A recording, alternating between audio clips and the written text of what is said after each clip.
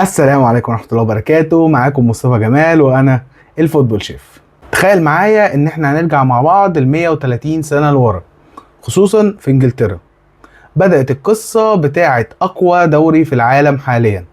بدأت قصة الدوري الإنجليزي. متنساش بس تعمل شير ولايك وسبسكرايب للقناة عشان يوصل لك كل جديد. يلا بينا. طبعا كلنا عارفين إن الكرة لما بدأت في إنجلترا. ماتشاتهم في الأول كانت عبارة عن ماتشات ودية، في ماتشات كانت بتتلعب لخروج المغلوب زي نظام الكاس كده، بس ما كانش فيه نظام ثابت للماتشات. ده كان بيسبب خسارة كبيرة قوي للأندية اللي بتلعب كرة وقتها، عشان الجمهور مش عارف مواعيد ثابتة للماتشات، وفي نفس الوقت عشان مفيش تنظيم للمباريات. بسبب ضعف التنظيم دوت كان ساعات في مباريات بتتلغي، ساعات في مباريات بتتلعب وما بتكملش حتى، فعشان كده كانت الفرق فعلا بتخسر. لحد ما ظهر ويليام ماك جريجور، ده اسكتلندي الأصل وكان إداري في نادي أستون فيلا. ساعتها طرح فكرة، قالك ليه ما نعملش دوري منظم يكون لكل فريق عدد ثابت من المباريات، يكون عارف هو هيلعب قد ايه في الموسم وهيلعب امتى بالظبط، وده هينتج عنه ان كمان الفرق هتبقى عارفة الدخل الثابت والايرادات الداخلة ليها كل سنة. بعت للفرق خطابات وقال لهم ان احنا محتاجينكم نعمل اجتماع عاجل، وفعلا اجتمعوا وفعلا طلعوا بقرار ثوري. قرروا ان هم يعملوا بطولة دوري تتلعب بنظام الذهاب والعودة، وسموها ذا فوتبول ليج، ودي كانت بداية اقوى دوري في العالم. ومش كده وبس، دي كمان بداية اول دوري وطني منظم في كرة القدم. اول ما بدأ الدوري الانجليزي بدأ ب 12 فريق، وهم اكرينغتون، استون فيلا، بيرلي، بلاكبيرن روفرز، بولتون واندرز، ديربي كاونتي، ايفرتون، ستوك سيتي اللي وقتها كان اسمها ستوك، ويست بروميتش، وولفرهامبتون، وبريستون نورث ايد، ونوتس كاونتي. دول ال 12 فرقة اللي بدأ بيهم الدوري الإنجليزي. أول انطلاقة للدوري كانت في سبتمبر 1888. كل فريق لعب 22 ماتش بنظام الذهاب والإياب، 11 في ملعبك و11 بره ملعبك. النظام وقتها كان اللي بيكسب ياخد نقطتين، اللي بيتعادل ياخد نقطة، وطبعا اللي بيخسر بياخد 0. بريستون نورث اند ساعتها عمل انجاز، وهو ان هو كان اول فريق في العالم يحقق الثنائيه، خد الدوري والكاس، وكمان كان اول فريق في العالم فعليا يحقق الانفنسبلز اللي هي دوري اللا هزيمه.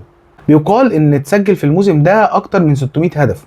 ما كانش في وقتها في خطط دفاعيه او تكتيكات معروفه وثابته. النجاح بتاع البطوله دي تشجع انديه كتير ان هي عايزه تخش، فوقتها وسنه 1892 عملوا السكند ديفيجن، دوري الدرجة التانية يعني، عشان خاطر يبتدي يدخل فيه الفرق عشان يصعدوا للدوري الممتاز. وساعتها عملوا حاجة اللي هي اسمها التيست ماتشز، وقتها ان هم اللي بيطلع الاول من السكند ديفيجن دوت بيلعب مع الاخير من الذا فوتبول ليج عشان يحددوا مين هيقعد ومين هيصعد. لحد سنة 39 وقتها قامت الحرب العالمية التانية، وده خلى الكورة تقف في انجلترا. الملاعب كلها اتحولت لسكنات عسكرية ومعسكرات تدريب. بعد الحرب بقى الجماهير كانت عطشانه كوره. لعبوا فعلا موسم 46 47 واللي حقق اللقب وقتها ليفربول. وساعتها مانشستر يونايتد كان بيبني فريق مع المدرب مات بيسبي، معروفين بالبيسبي بويز. هنعمل لهم حلقه لوحدهم عشان دول ليهم قصه اصلا. الحضور الجماهيري كسر كل الارقام القياسيه وقتها، وكمان الاذاعه وقتها بدات فعلا تهتم بالكوره. لحد طبعا 6 فبراير 58 الحادث المأساوي بتاع طياره ميونخ، الباسبي بويز مات منهم طبعا عدد كبير، وده فعلا زي ما بقول لكم ده سبب ان انا هكون عامل حلقه ليهم ان شاء الله لوحدها.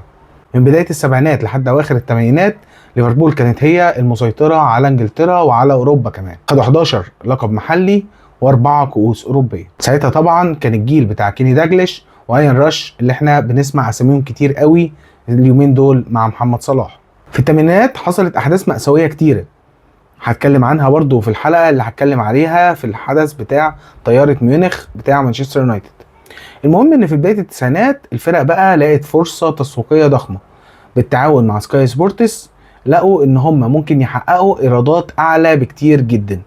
22 نادي انفصلوا عن الفوتبول ليج وراحوا عملوا حاجة اسمها البريمير ليج. الكلام ده كان سنة 1992، وبالفعل بدأ فعلا ايرادات كويسة تخش للأندية. الفرق بدأت بقى تشتري لعيبة وتطور من نفسها لحد بداية الألفينات. في الألفينات حصل كذا حدث برضو مهم في الدوري الإنجليزي، هحاول كده أختار لكم أهم الأحداث وأحط لكم عليها سبوت. يمكن أهم حدث حصل في بداية الألفينات موسم 2003-2004 طبعا، موسم لا هزيمة الأرسنال، موسم الانفينسيبلز. إنجاز تاريخي طبعا بقيادة أرسن فينجر، وطبعا نجوم كتيرة زي هنري، زي فييرا، زي بيريز، ليون بيرج، وطبعا دينيس بيركامب. وفي موسم 2003 برضو مسك رجل اعمال اسمه ابراموفيتش نادي تشيلسي، وده كان بدايه دخول سوق الاموال لانجلترا، وبدايه ان انت في ممكن رجل اعمال كبير يشتري نادي ويحوله 180 درجه. نجاح تجربه تشيلسي ديت خلت الشيخ منصور ومجموعه الاتحاد يشتروا مانشستر سيتي، وده خلاهم ان هم يطوروا في مانشستر سيتي اكتر. وطبعا احنا عارفين تجربه مانشستر سيتي نجحت ازاي. من ضمن الحاجات المهمه برضو اللي حصلت الفتره اللي فاتت ولازم نحط سبوت عليها هي معجزه ليستر سيتي موسم 2015-2016 وبقياده كلاودو رانييري، وطبعا لعيبه مهمه زي فاردي ومحرز وكانتي. قدر ليستر سيتي ان هو يعمل معجزه، ان هو كان فريق طالع من الشامبيونشيب، بعد كده بسنه قدر ان هو يحافظ على البقاء، وبعديها قدر ياخد البريمير ليج. بصراحه ما اقدرش انهي كلامي عن الدوري الانجليزي وعن البريمير ليج من غير ما اتكلم عن حقبه مهمه قوي قوي قوي قوي، وهي قدوم جوارديولا ويورجن كلوب للدوري الانجليزي.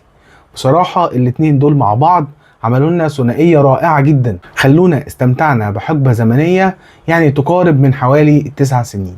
دي كانت معلومات سريعه كده عن بدايه الدوري الانجليزي وعن تاسيسه. بمناسبه ان الدوري الانجليزي النهارده زي ما بقول لكم ما كانش ينفع افوت الفرصه ديت، لازم احكي لكم واعرفكم بدايه كل حاجه. انا اللي بحاول اعمله هنا ان انا استغل ان في حدث موجود عشان اعرفكم الحدث دوت بدا ازاي وايه اهم احصائياته. يمكن ما اتكلمناش قوي عن احصائيات الدوري الانجليزي، ولكن مسير هنعمل لها حلقه لوحدها. كالعاده في النهايه اتمنى ان انا اكون فدتكم او ضفت لكم معلومه جديده. كان معاكم مصطفى جمال الفوتبول شيف.